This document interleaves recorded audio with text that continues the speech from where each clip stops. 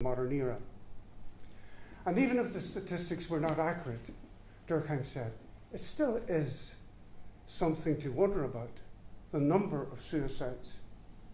And Durkheim, of course, famously said, the reason people aren't committing suicide is because they're suffering from what he called anomie, which translated into English would mean a sense of dislocation in relation to society at large.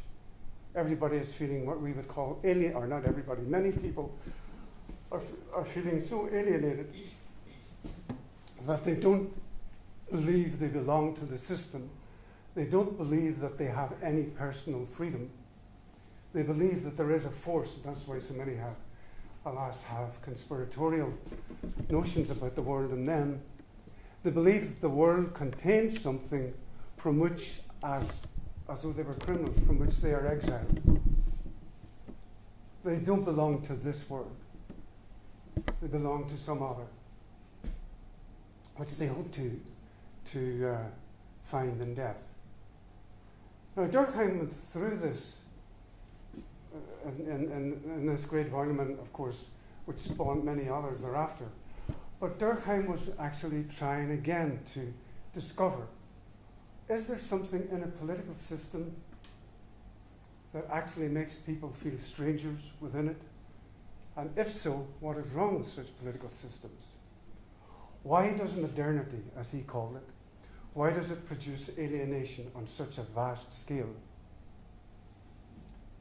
And of course, part of his answer was because of the system, the democratic liberal system in which we live, which is a governmental system that is designed for the masses, and in being designed for the masses does not actually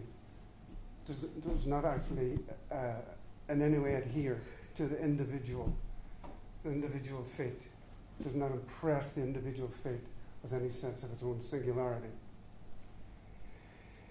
Yet, some of the things that I know I myself said some years ago about liberalism, I don't think are any longer true.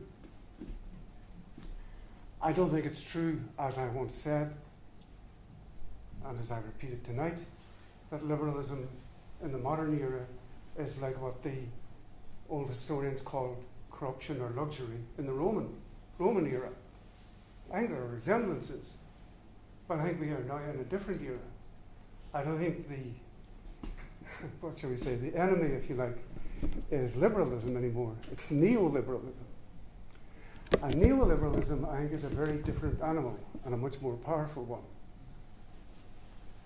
And if I could very quickly try and describe the difference, I mean, part of it I already described in relation to negative and positive liberty. If you are a Republican, your ideal is self-construction, a freedom which allows you to become the most perfect possible sense of self that is available to you. It's almost an aesthetic project. It's a great project, but one that, of course, is rarely attained, but can remain an ideal. Now, neoliberalism says something close to that.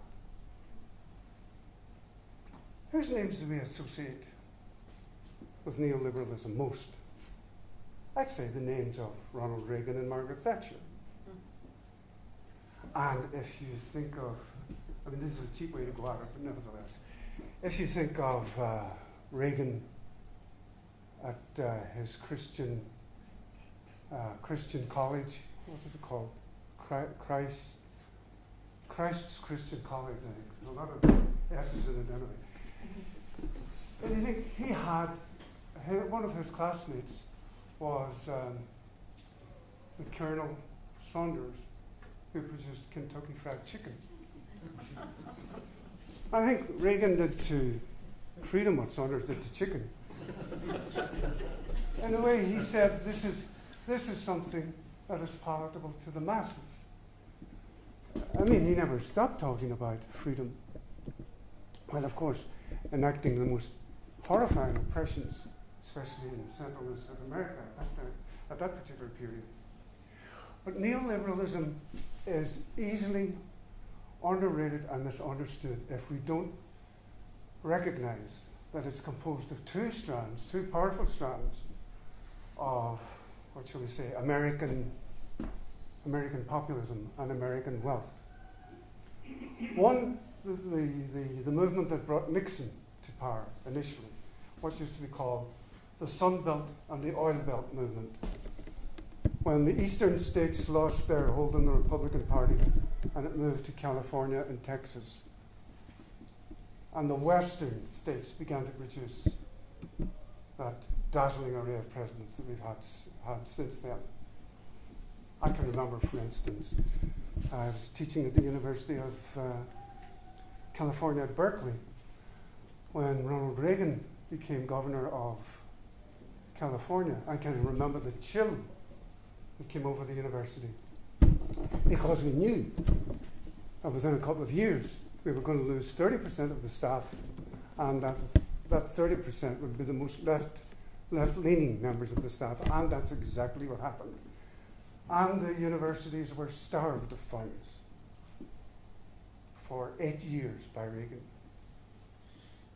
And this was this was with enormous support from the public.